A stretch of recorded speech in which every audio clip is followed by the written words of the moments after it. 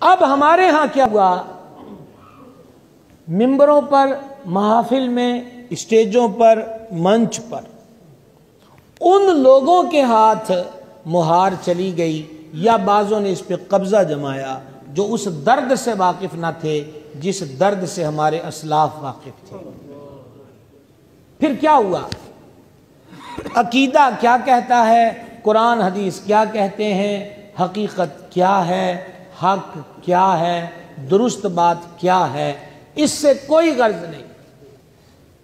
مجمع کیا چاہتا ہے، لوگ کیا چاہتے ہیں،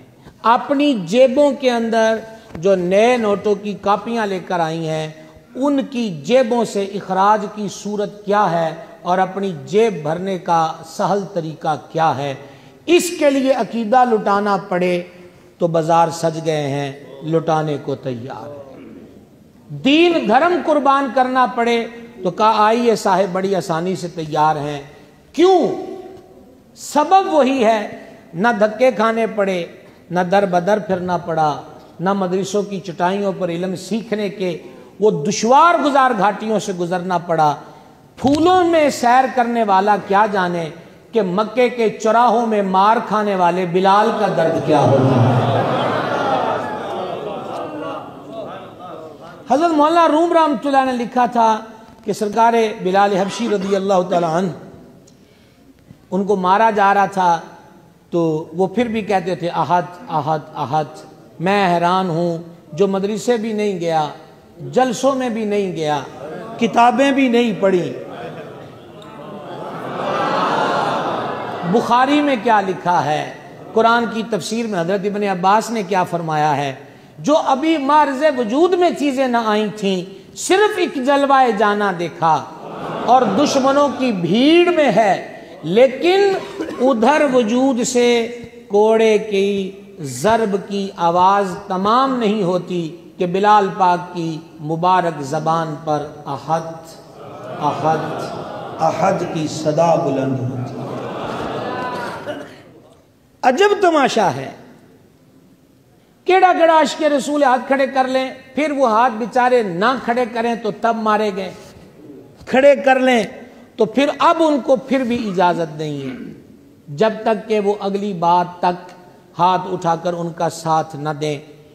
آج عشق کا معیار صرف ہاتھ کھڑا کرنا ہے یا ہاتھوں سے کچھ نچھاور کرنا قرار پا گیا، اور اتنا کچھ لے کر بھی عقائد حقہ کی دھجیاں اڑائی جا رہی ہیں۔ ان کو کون وہ درد سمجھائے کہ دشمنوں کے مجمع میں کہیں سے پتھر برس رہے ہوں، کہیں سے کوڑے کی ضربیں لگ رہی ہوں، اور کبھی تپتے کوئلوں پر پیٹھ کے بل لٹا کر سینے پہ وزنی پتھر رکھ کے لٹا دیا جائے اور پھر کہا جائے ہون تو نہ لے کے دس، وہ پھر بھی کہے احد احد احد۔ مولانا روم رحمۃ اللہ علیہ فرماتے ہیں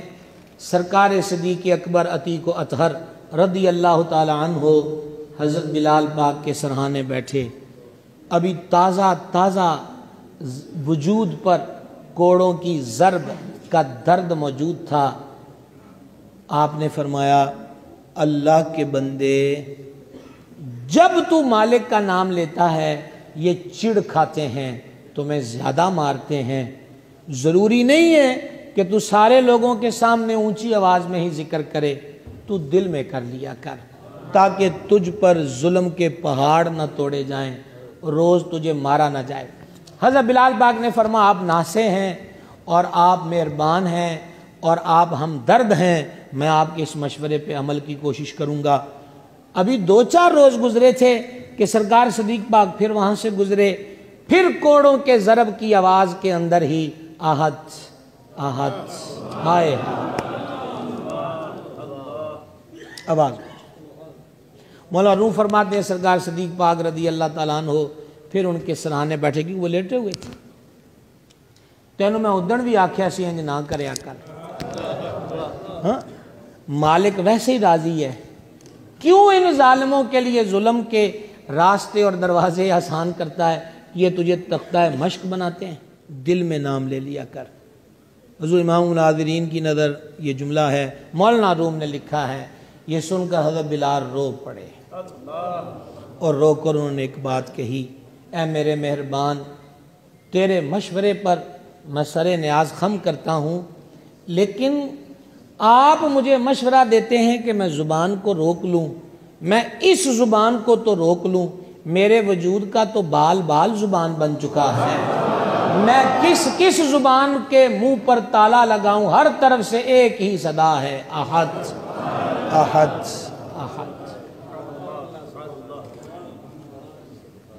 کہنا یہ چاہتا تھا، کون کون عاشق رسول ہاتھ کھڑا کر لے، یہ ہاتھ کھڑے کرنے پر عشق کا انحصار اور معیار نہیں ہے، معیار عاشقوں کے امام سرکار بلال پاک کی ذات پاک ہے، جو کوڑے بھی کھا رہے ہیں لیکن عقیدہ حق سے انحراف نہیں کیا، یہاں اسٹیجوں پر پھول برس رہے ہیں، اور محض لوگوں کی مخصوص طبقات کی خوشنودی پانے کے لیے عقائد حقہ کی دھجیاں اڑائی جا رہی ہیں۔